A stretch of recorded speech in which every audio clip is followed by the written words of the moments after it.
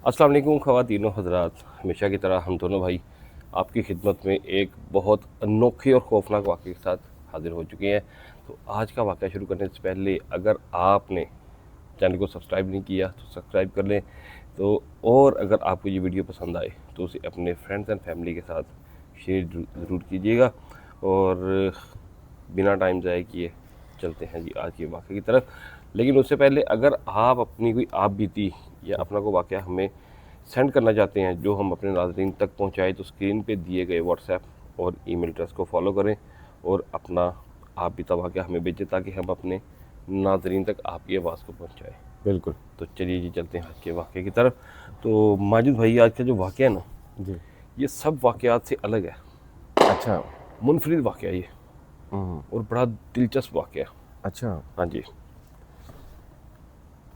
हुआ ये कि तकरीबन ना कोई 2-1 हफ़्ते पहले ना हमारे सारे दोस्त ना इकट्ठे हुए अच्छा। पुरानी अनारकली। अच्छा। वहाँ पे एक चाय वाला है, तो वहाँ पे हम लोग ना सारे इकट्ठे हुए थे, बैठे बातें कर रहे थे। तो पास ना एक टेबल पड़ी हुई थी, वहाँ पे एक बुज़ुर्ग बैठे हुए थे। अच्छा। और वहाँ पे ये आपको पता है जहाँ पे हम बैठते हैं तो ये वो डरावनी बातें ही चलती हैं ज़्यादा। हाँ, और वो चैनल क्योंकि के बारे में दोस्त हाँ। पूछते हैं, बात चल रही होती है, तो ये बातें चल रही हैं। तो साथ ना एक टेबल पड़ी है, यानी कि मैं इस तरह बैठा हूँ ना कि सामने में टेबल है, तो यहाँ पे एक टेबल पड़ी हुई है। तो बुजुर्ग जो है ना, पहले तो उनका मुंह परली तरफ है। अच्छा। और जब उन्होंने हमारी बातें सुनी तो उन्होंने कुर्सी टर्न कर ली। मेरी तरफ मोड़ के बैठ गए। और जब उन्होंने कुर्सी मोड़ी ना तो मेरा भी ध्यान उन पे गया और मुझे पता लगा कि ये जैसे हमारी बातों में ना दिलचस्पी ले रहे हैं। और जिस तरह आप ये मेरी तरफ देख रहे हैं ना, इस तरह नाज़रीन वो मेरी तरफ मुंह करके बैठ गए हैं और काफ़ी देर हमारी बातें सुनते रहे हैं। आखिर उनसे नहीं रहा गया, तो मुझे पूछते हैं, बेटा आप क्या करते हैं? मैंने उन्हें बताया, जी हम ये यूट्यूब पे हॉरर पॉडकास्ट वगैरह इस तरह की चीज़ें जो है ना वो करते हैं। तो कहते हैं अच्छा। अब मुझे पता चल गया कि ना कोई रोला है। अच्छा। हाँ हाँ, सारी बात है, पता अगर लग कोई जाता है ना एक इंसान बंदा। इंटरेस्ट ले रहा है हाँ तो किसी वजह से ले रहा हाँ है। जी हाँ जी हाँ जी। अब हमने ना उन्हें अपनी बातों में शामिल कर लिया ताकि दोस्ताना माहौल बने और जो कुछ उनके अंदर है ना वो बाहर निकालें। ऐसा ही हुआ। अच्छा।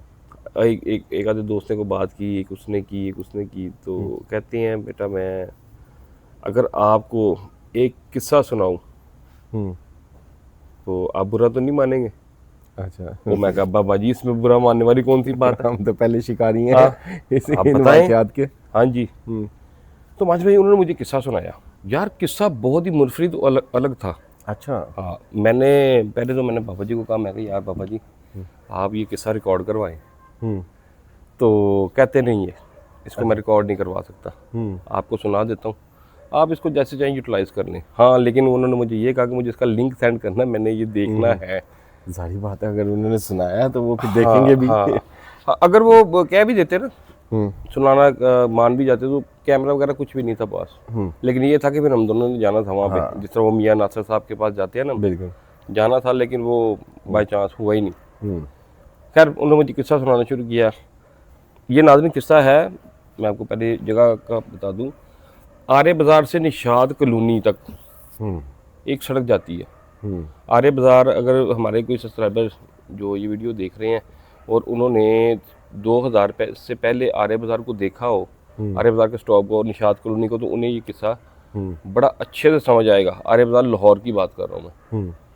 तो अगर कोई नए भी हैं तो उन्हें भी समझ आ जाएगा मैं किस जगह की बात कर रहा हूँ। माजिद भाई, आर्य बाज़ार से ना जब आप निकलते हैं ना बाहर स्टॉप से, हाँ जी। तो निकलते साथ ही ना आप कैंट की तरफ मुँह करते हैं तो थोड़ा आगे जाकर ना लेफ्ट एक सड़क जाती है। ये सीधी जाती है निशात कॉलोनी। बिल्कुल जाती है। और जब ये सड़क ख़त्म होती है ना तो एक तरफ ये लेफ्ट आप निशात कॉलोनी चले जाते हैं और वहीं से अगर आप राइट होते हैं ना तो सीधे आप डिफेंस मोड़ पे, अब जो नया ब्रिज बना है ये उसके पास से निकलती है सड़क। हाँ जी हाँ जी हाँ जी। ठीक है, ये खैर वाक़या उस सड़क का तो नहीं है, लेकिन ये आर्य बाज़ार से लेकर निशात कॉलोनी तक के अंदर का वाक़या है।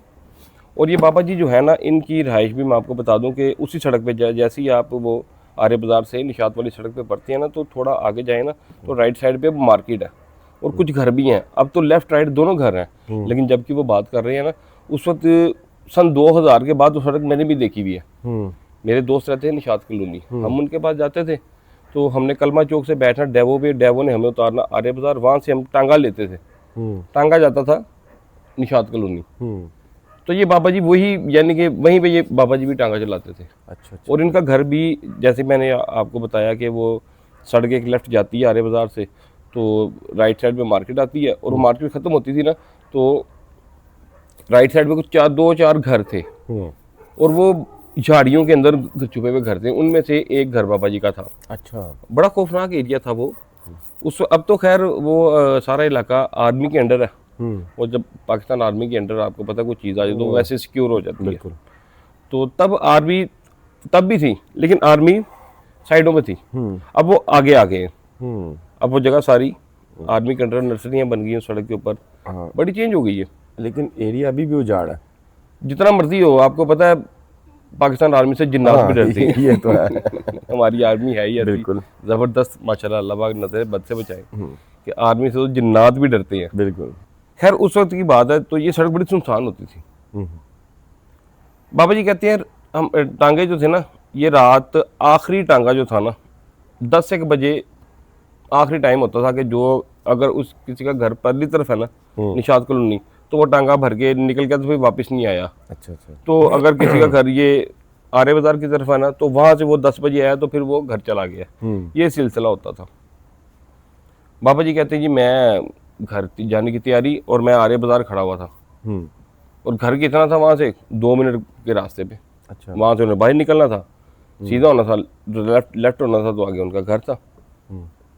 कहते हैं जी मैं घर जाने लगा हूँ, 10 बजे का टाइम है, सर्दियों के दिन है, और सर्दियों को तो धुंध वैसे ही बड़ी पड़ती है बहुत ज़्यादा कैंट वाली साइड पे। और पहले दौर में ज़्यादा पड़ती पहले दौर में तो ज़्यादा शायद पड़ती, पोल्यूशन कम थी। हाँ, पहले दौर में ज़्यादा। गाड़ियाँ कम थी। बिल्कुल।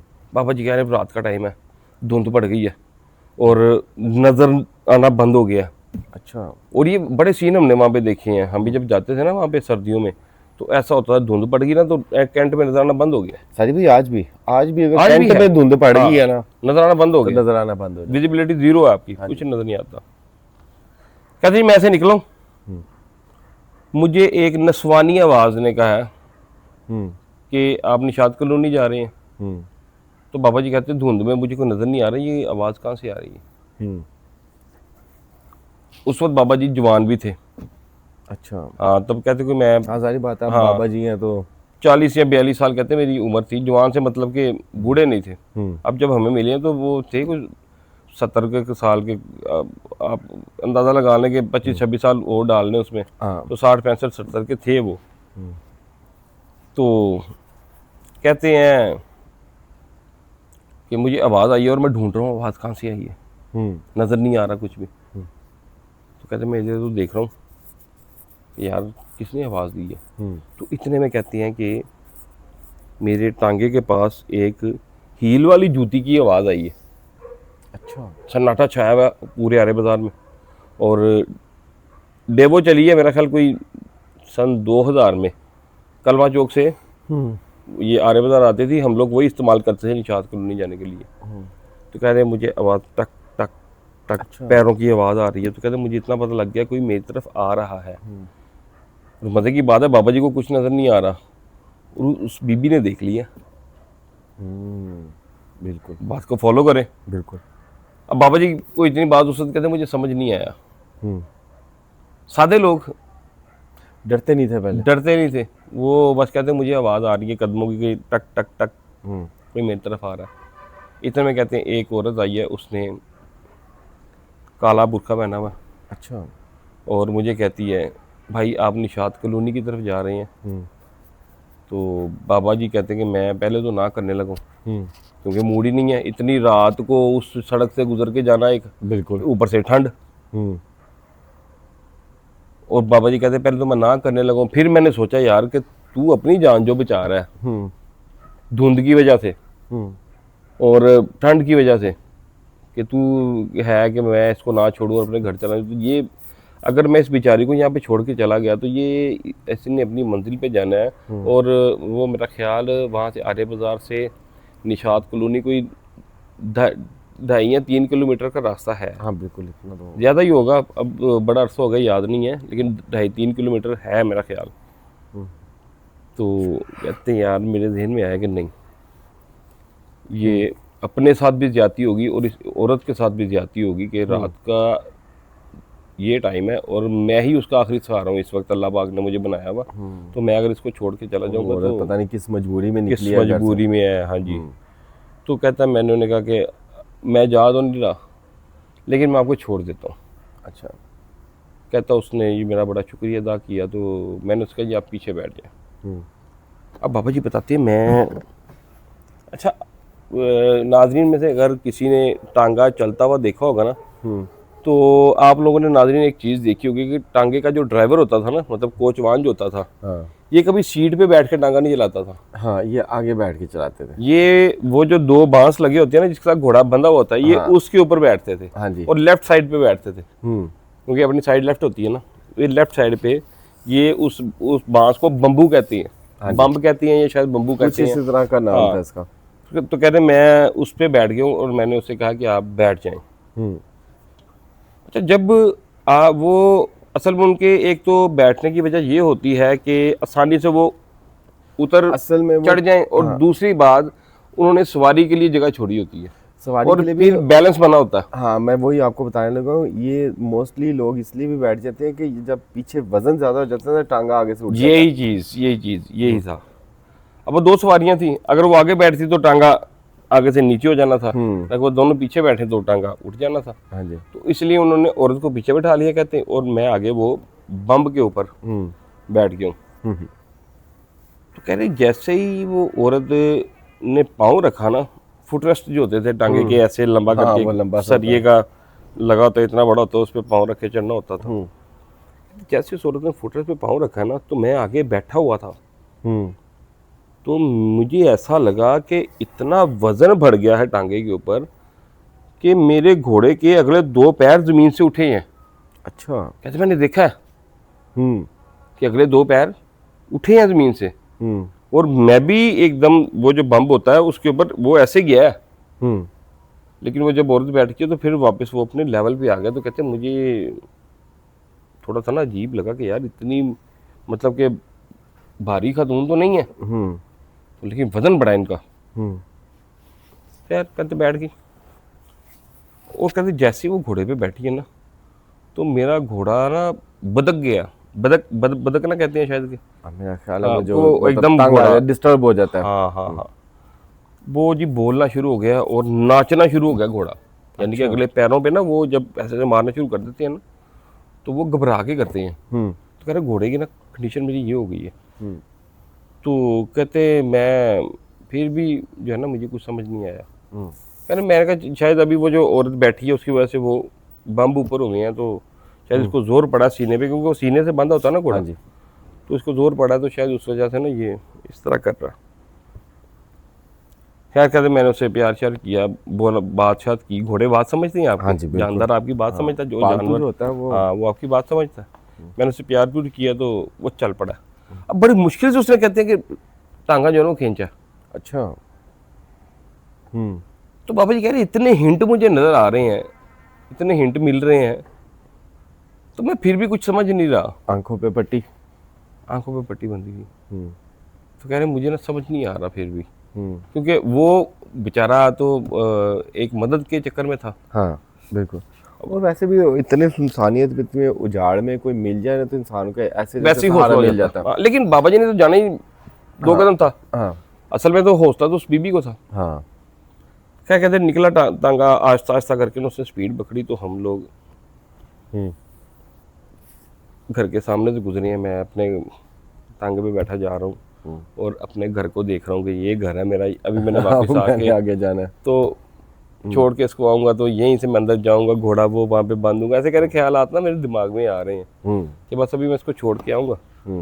तो आके गर्म ज़राई में, और ये उस एरिए पे टांगा चलना उस बंदे का ही काम था जो यहाँ का बेती था। इतनी धुंध में, हाँ जी, इतनी रात को, और कुछ ला भी नहीं सकता था। बिल्कुल, ये बेती का ही काम था। हाँ, खैर कह रहे मैं देख रहा हूँ घर के अपने बिल्कुल पास से गुजर रहा हूँ, तो घर हल्का हल्का ना धुंध में नजर आ रहा है, हम्म लाइट लगी हुई है घर के बाहर, तो पता लग गया ये मेरा घर है। हम्म तो उसके पास से ही गुजर के गए। हम्म अब कहते हैं मैं आधे रास्ते में पहुंचा हूं ना, तो रात का टाइम है, हम्म तो धुंध पड़ी हुई है, और यहाँ पे एक अजीब चीज़ हो गई है। अच्छा। धुंध पड़ी हुई है हम्म और बाबा जी कह रहे हैं हर चीज़ मुझे क्लियर नज़र आ रही, आना शुरू हो गई। अच्छा। हाँ जी। जबकि पहले वो कहते हैं कि हम लोग जब धुंध में जिस तरह अंदर जाते थे ना इस सड़क के, तो सड़क की चीज़ें गायब होना शुरू हो जाती थी, और रात का टाइम लाइट तो वहाँ पे लगी नहीं हुई। हम्म और कहते हैं जैसे ही हम लोग उस धुंध के अंदर घुसे हैं ना, हम्म तो मुझे ऐसा लगा कि धुंध साफ हो गई और ऊपर से चांद चमक रहा है, इतनी रोशनी पड़ने शुरू हो गई। अच्छा। कह रहे मुझे अपने घोड़े का साया नजर आना शुरू हो गया ज़मीन पे। हम्म तो कह रहे मैं बड़ा परेशान हुआ हूँ हम्म कि ये क्या चक्कर है, धुंध एकदम से गायब हो गई है। हम्म खैर कहते जा रहे हैं। अब निशात कॉलोनी वो 2-2.5 किलोमीटर का रास्ता ना, उसमें बाबा जी कहते हैं कि मेरे जिस्म में ना अब रोंगटे खड़े होने शुरू हो गए हैं जब ये धुंध खत्म हुई है ना, खौफ क्योंकि की हमारी लहर। जिंदगी में कभी ऐसा नहीं हुआ हम्म कि धुंध पड़ी हो और वो खत्म हो जाए। खौफ तारी होना शुरू हो अब गया ना करें उनको। गिरफ्तारी होना शुरू हो गया।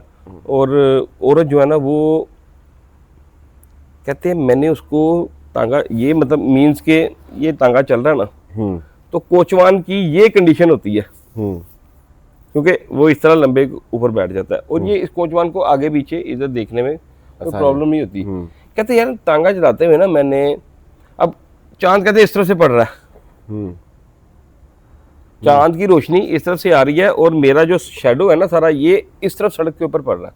हम्म बात समझ गए आप? हम्म यानी कि अगर कोई सूरज या कोई चीज मेरे यहाँ से चमके ना, तो मेरा साया सारा इस जमीन पे होगा। और बाबा जी की कंडीशन भी ये है, और साया उनको नजर आ रहा है अपना सड़क के ऊपर, और घोड़ा भी चल रहा है, और ये भी बैठे हुए हैं, और सब कुछ जमीन के ऊपर चलता हुआ नजर आ रहा है।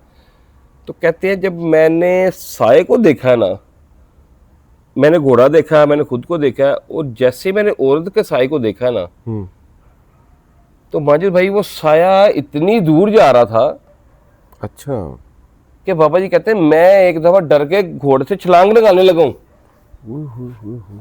तो कह रहे साथ ही मैंने सूरज को देखा, हम्म वो नॉर्मल थी, और साया लंबा है।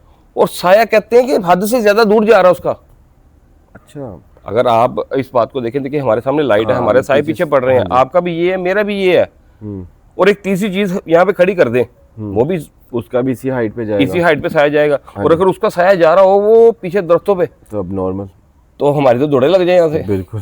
कि ये क्या है। बाबा जी कहते हैं यही मेरे साथ हुआ, घोड़ा भी उतना ही है, मैं भी उतना ही हूँ, टांगा भी उतना ही है, लेकिन औरत का जो साया ना वो जा रहा है। ओए, क्या सीन होगा। और उजाड़, उजाड़, बंदा ना बंदे की जात, और मजे की बात धुंध खत्म हो गई है और चांद निकला है। अचानक से। बाबा जी कहते हैं ऐसे होता ही नहीं सर्दियों में। धुंध पड़ गई है तो वो फिर सुबह धुंध तक पड़ गई तो पड़ गई, वो तो, और उस इलाके में तो धुंध खत्म होने का नाम बड़ी नहीं लेती, गहरी सुबह धुंध। 11-12 बजे तक भी। बिल्कुल गहरी। अब खत्म नहीं होने का नाम लेती, तब तो वो बड़ा उसका माहौल था। हम्म कह रहे हैं जी, खैर वो मैंने जैसे उस औरत को देखा तो मैं क्या शायद यार कुछ इस लेवल से एंगल में बैठी हुई है कि शायद इसका साया लंबा लग रहा है, औरत को देखा वो ठीक थी। हम्म अब वो सड़क खत्म होती है, जहाँ पे एक टी बन जाती है, एक सड़क जा रही है बाहर कैंट को, वो जो डिफेंस मोड़ को, और ये अंदर निशात कॉलोनी को जा रही है। ये सड़क ऐसे जाके फिर राइट होती है, राइट होके फिर लेफ्ट होती है, फिर आगे निशात कॉलोनी की आबादी को ये रास्ता जाता है। अच्छा। खैर कहते हैं मैंने ये टर्न लिया पहला, दूसरा, और जैसे मैं तीसरा टर्न लेने लगा हूं ना, तो इस साइड पे ना ग्राउंड होती थी। अच्छा। जब ये टी बनती थी ना, तो सामने बड़ा सा एक ग्राउंड था, उसके साथ एक तरफ नाला था उस वक्त, अभी ये नाला तो अब भी है, एक तरफ ग्राउंड है आपके राइट साइड पे, अब पता नहीं वहाँ पे क्या बन गया, लेकिन राइट साइड पे ग्राउंड और इस तरफ नाला, और वो नाले से आगे जाके सड़क ऐसे लेफ्ट होती है। कहते जैसे मैंने लेफ्ट लिया ना, तो सामने 2-3 घर थे उस वक्त, अच्छा। मैंने भी देखे में। तो औरत कहती है मुझे यहाँ पे उतार दें। अब वो घर माजिद भाई मैं आपको बताऊं कि मैं बेतहाशा दफ़ा वहाँ पे गया हूँ, लेकिन उन घरों में मैंने ना कभी किसी से कुछ निकलते देखा ना घुसते देखा। अच्छा। हाँ जी, घर वो मेरे हिसाब से उस वक्त वो बंद थे। औरत ने जिस घर के सामने तांगा रुकवा लिया, अच्छा। अब उतरी है तो कहता है जैसे ही उतरी है तो टांगा ऐसे ना जैसे बिल्कुल हल्का हो गया। हम्म। तो उतर के वो आगे आई है मुझे पैसे देने के लिए। हम्म। तो मैंने मुझसे पूछी है कि भाई कितने पैसे हुए। तो कहता मैंने ना इखलाकन हम्म। अपने दिमाग में बनाया हुआ था कि मैं इसकी मदद कर रहा हूँ तो मैंने इससे पैसे नहीं लेने। हम्म। तो मैंने उससे कहा कि नहीं बहन पैसे नहीं चाहिए, बस आप अपनी मंजिल पे आ गई, मेरे पैसे हो गए हैं। हम्म। तो वो जिद पे अड़ गई है, नहीं आप पैसे नहीं, आप इतनी दूर से आए हैं। हम्म। तो बाबा जी कह रहे हैं कि मैं कह रहा हूँ नहीं पैसे चाहिए। इतने में औरत गुस्से में आ गई।